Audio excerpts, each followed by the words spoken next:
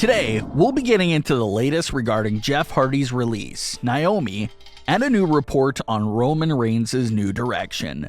Let's start things off with the most unfortunate and concerning news of the week, and that's Jeff Hardy's release.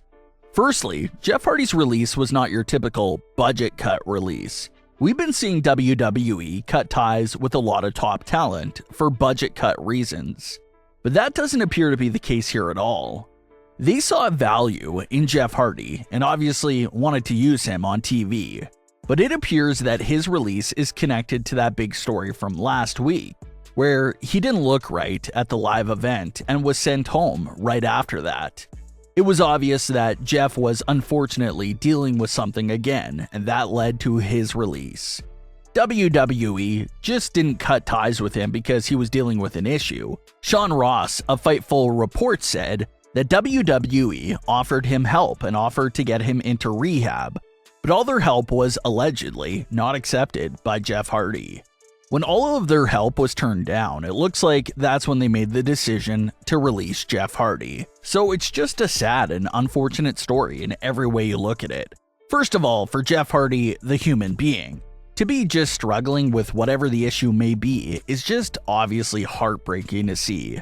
Jeff Hardy was trending big after his release, and the large majority of the comments were all superstars and fans, wishing him nothing but the best and sending over all their best wishes. And for Jeff Hardy, the wrestler, the character, it's also sad to see because everyone knows how excited he was to be on SmackDown and feud with all the new talent there. Obviously, Jeff couldn't stop talking about his excitement to work with Roman Reigns down the line, and how he really wanted a shot at the Universal title because he's never held it before. He also said he was in the process of bringing Will-O-the-Wisp to WWE, which fans were really excited for as well. So it's just very unfortunate that the man behind the character is going through some serious issues. And it's so unfortunate that we lost the great overall talent that was Jeff Hardy. So we wish nothing but the best for Jeff Hardy during these times. Naomi and Sonya Deville are still going at it on SmackDown. It's a great and deep non-title story in the women's division. Those are hard to come by nowadays in the women's division. So this story definitely has everyone's attention and full support.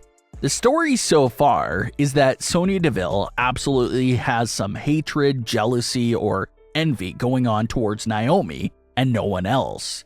The only time we've seen Sonya be that harsh to other talent is if they interact or help Naomi in any way, such as Aaliyah, for example. She was said to be a part of Team SmackDown, but after Sonya saw her being friendly with Naomi in a tag team match, Sonya took Aaliyah out of the Survivor Series match. So, if you help or be friendly towards Naomi in any way, Sonya will give you the same treatment.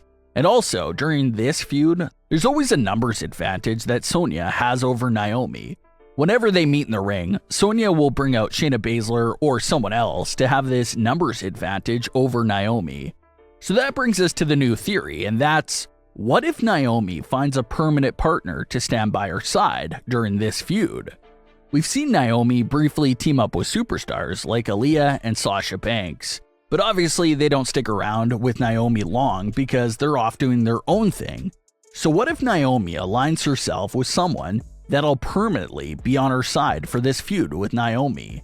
Maybe it can even be someone that Sonya Deville has wronged in the past. Maybe someone that she wronged in the ring or as an official. Someone that knows how harsh Sonya is firsthand and wants to help out Naomi. Who may that be?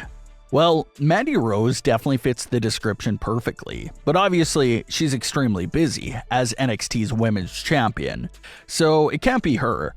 But maybe someone that's on that same sort of caliber, someone that has history with Sonya and maybe even Naomi as well.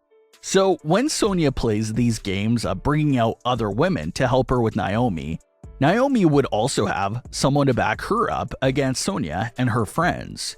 The story is extremely deep and lengthy at this point. A lot of people are invested. It's just kind of unpredictable to see where it's going. Obviously, it's most likely leading towards a big actual one-on-one match between Naomi and Sonya Deville at some pay-per-view event. But will there be something on the line? Some sort of stakes?